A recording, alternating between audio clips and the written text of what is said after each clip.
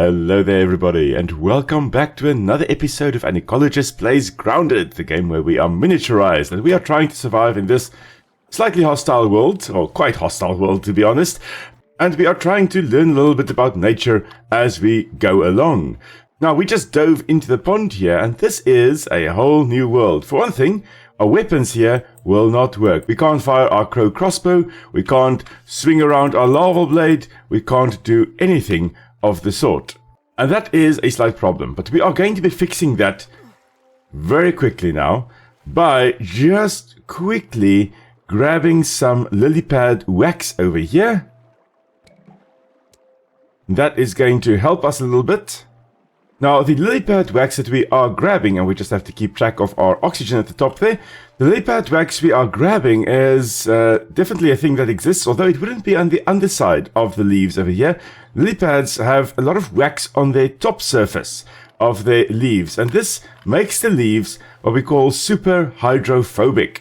Now, super hydrophobic means that it is very, very water repellent. And so I'll be talking about that in a moment. I'm just going to grab some more of the wax. Now, in this episode today, there is definitely going to be a lot of spider murder involved. There may also be some murder by spiders involved, but there will be a lot of spiders killed in today's episode, just as we also got the gold molar that was behind this fountain area over here. There may also be some molars on that side. I'm not sure whether I have gotten that one before, but let's in any case dive into the water again and have a look around here. Now, there's some more lily pad wax over here. As I said, usually the wax would be on the top of the surface, and this makes it super hydrophobic. And that is the bird, the crow that had just jumped onto the landed there. There we go. Yes, we hear you. And we can also just try to cut the crow feather here. There we go. Get some more crow feather bits. I think we can get one from this one. Yeah, that was it. Okay. But the idea of the super hydrophobic wax is to keep the surface of the leaf clean.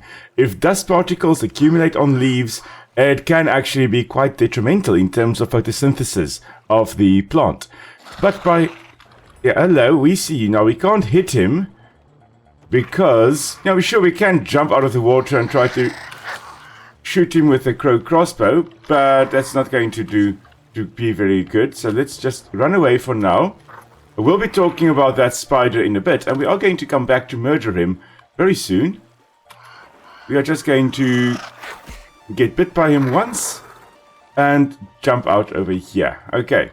Now, that spider was they call it a diving bell spider. And here's another spider. I did tell you there was going to be a lot of spider murder involved. And I'm going to deliver on that promise. Come, Spooder. And off we go, laddie. Come on. Come. I have gotten a little bit better at blocking these guys' attacks. And stunning them over time. There we go. Quite quick. Orb weaver spiders. And, as I've mentioned last time, probably the male of the orb weaver spiders over here. Now, interesting, when editing the video, I did realize that those egg sacs that we saw in the hedge lab is most likely orb weaver egg sacs, which the young ones, the babies, the little spiderlings, would live in during winter. A lot of the orb weaver spiders, even though the spiderlings do resemble wolf spiders, it's most likely not wolf spiders. They are most likely orb weaver spiders that hatched and then simply overwintered in those egg sacs. Which makes sense, except that, they would look a little bit different if they were orb weaver spiderlings rather than the wolf spiderlings. And here is another male. Shame you guys are not getting any chances to mate with females. We are all dying. Your genes are not being passed on. But you are the ones that want to attack me.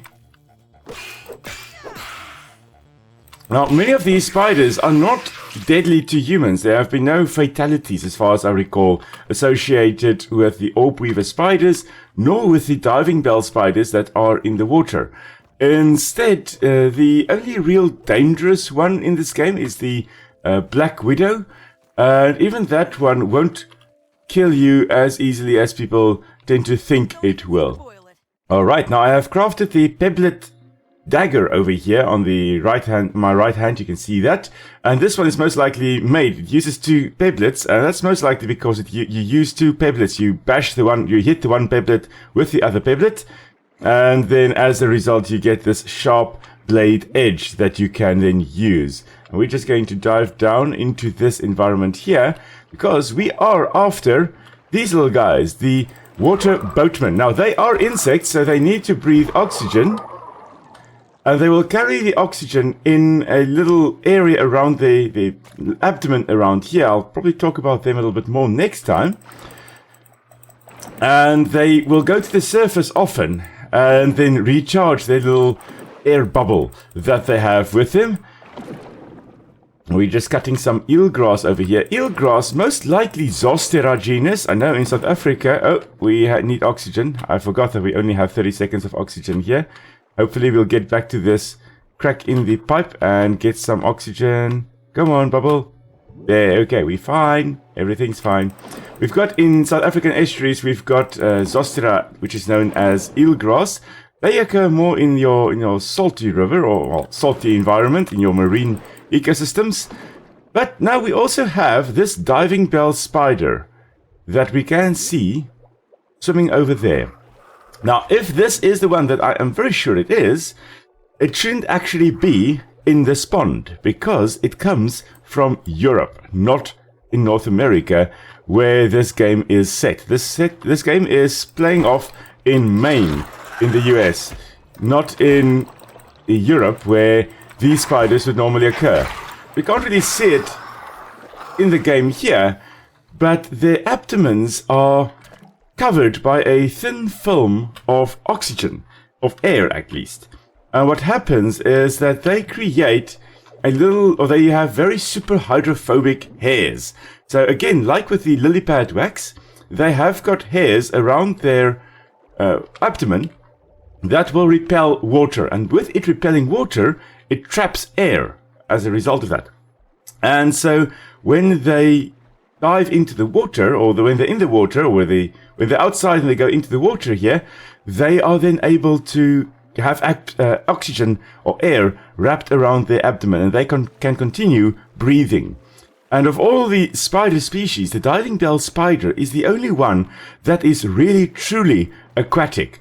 All the other ones are semi-aquatic. They can dive into the water, but most of them will not be and we're just going to plop into the water here again. Most of them are not going to be aquatic to the extent that the diving bell spider actually is. The diving bell spider will really be spending a lot of their time in the water and doing basically everything underwater. Eating, catching prey, even mating and building a nest, they will do underwater. And we'll be talking about that as we go along as well. We're just going to get rid of some more water boatmen.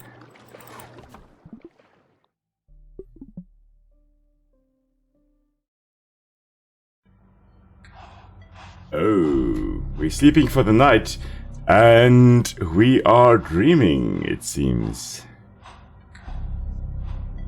Okay. Wonder who the evil guy is, eh?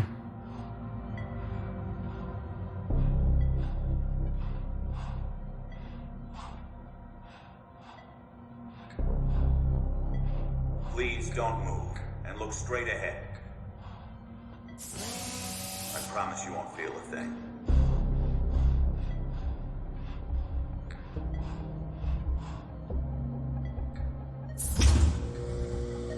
It's a go for molecular reduction. Spacer is primed. Where you are going, all your worries will seem so small.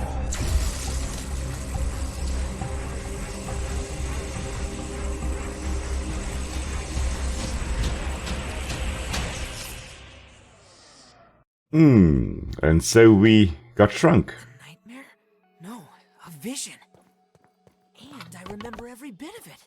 An ominous logo and a fancy spacer. A spacer that was pointed directly at me. This changes everything. Maybe Burgle will understand what's going on. Interesting that Pete's inner monologue was interrupted by me going underwater. Alright, so there's a little bit of the background of, why we are here, or how we got shrunk at least. Now we are just carrying on trying to get some more of the water boatman fins, and I'll be with you when we have that.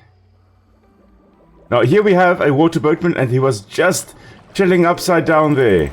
And when he was doing that, he was actually replenishing that little water bubble that you could have seen on his underside there a moment ago.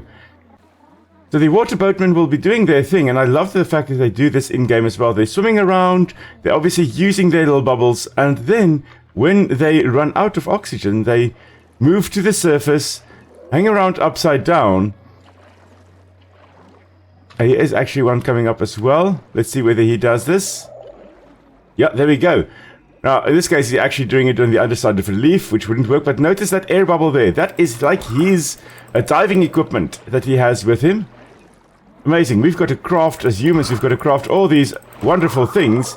Water boatmen and the diving bell spiders are just brilliant at doing their thing and carrying on without having to make anything special just to be able to do that. So I needed 4 water boatman fins for the fin flops that we are going to be making. And so now we are just going to quickly go home, craft these things, and then come back to the pond environment. Alrighty then, we then have enough of the needed ingredients to craft the gill tube, which will allow us to at least have a bit of the oxygen a little bit longer, so 80 seconds instead of 40 seconds of oxygen.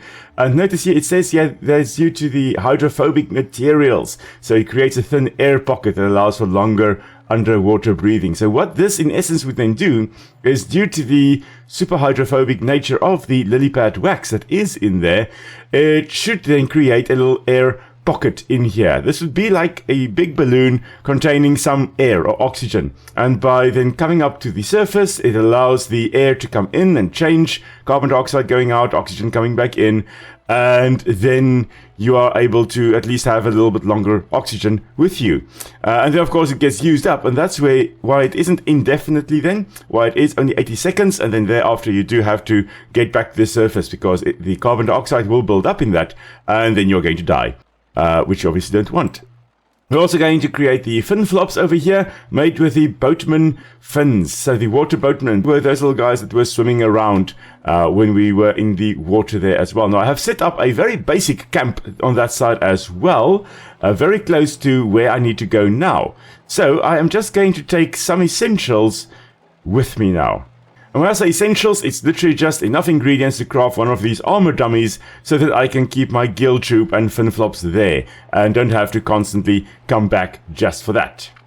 Now, before we head off, I do want to also do a bit of smithing, basically increase my insect axe. And to do that, we are going to be building a smithing station, and let's build that right over here.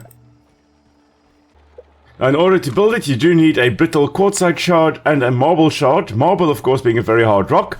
The quartzite being what we call a metamorphosed sandstone rock. So under very high pressure and temperature, sandstone gets metamorphosed, they call it, or changed into the quartzite, which is a little bit harder, but it's a relatively basic thing to be using in making a weapon. You can make quite a few stone tools with it, and I have personally seen, and I'll put a photo up there as well, a big stone axe, probably 115,000 years old one, that one in particular, that was crafted, and it was made out of sandstone. Now what we are going to be doing is we are going to be taking our insect axe over here, and we want to upgrade it. But in order to upgrade it, we need brittle whetstone, and we can get brittle whetstone by coming to the workbench here, going to the basic ingredients here and taking that. So we're just basically taking the quartzite shards and converting it into brittle whetstone, which is used more to, I guess, sharpen the blades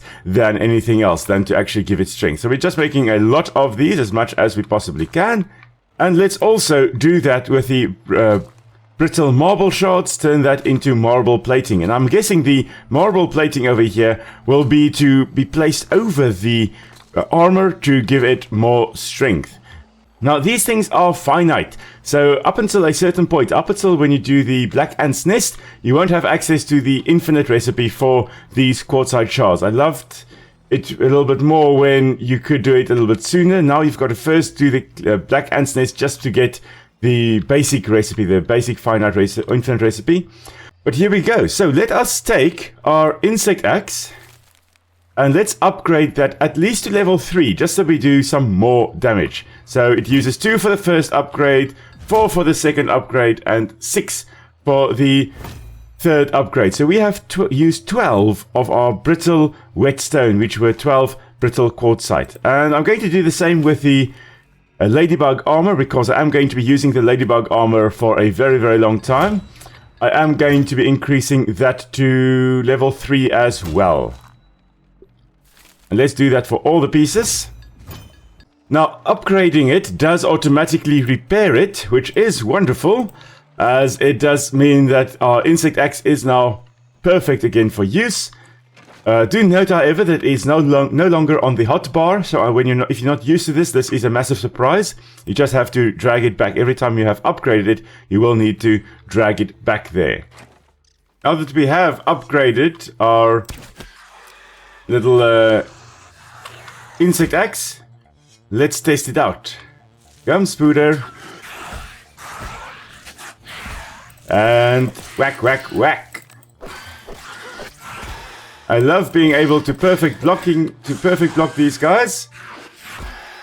It really, really helps a lot. And of course, if you've got a nice weapon, it makes short work of their puny spider bodies.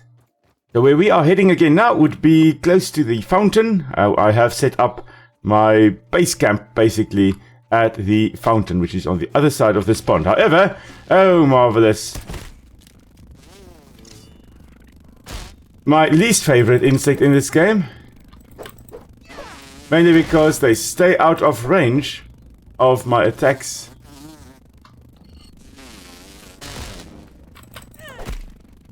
I'm going to be whacking them with a hammer, or try to at least, and hopefully stun it a bit. Although the hammer is extremely slow.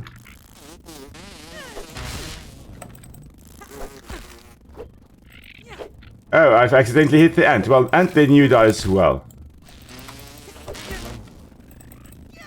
I'm focusing on the ant mosquito. Leave me the hell alone. Oh, 2 mosquitoes. Nope, nope, nope, nope, nope. There are going to be 3 mosquitoes. So I'm just going to avoid them by diving deep down. There we go. Now, I'm avoiding the mosquitoes, but there's Trudy, the fish, the koi fish. Trudy is named after Dr. Wendell Tully's wife, who was also called Trudy. And we will find out what happened to them as we go along in the story. Now, I did tell you that there were going to be some spider murders involved. And there is our first victim. Come, little spider. Come on. I see you. Oh, come on, why are you stuck? I want a fair fight. Now, of course, I could just cheese him. But this is going to take forever. There is a second one also approaching. Maybe I should have cheesed him. Maybe I should have. Oh well. The second one is, I think, going back to there. I don't ever like facing my first wolf spider, especially not alone. I always do enjoy it a little bit more when I've got backup. But we have our ladybug armor equipped. We have our level 3 insect axe. And we've got a shield. And we have done some damage to it. At least, yeah, a little bit of damage. Okay. There we go, finally you made it. Hello, little friend. Now, goodbye, little friend. Oh dear. It's a little bit difficult initially to get those blocks in. But there we go, got that last one at least perfectly. And that one. Now, notice the big forward-facing eyes. It gives it amazing vision. 3D vision, and whack, whack, whack. And block, and whack, whack, and dead. And that gives us the mithridatism mutation. Be still my beating heart. Look at that face.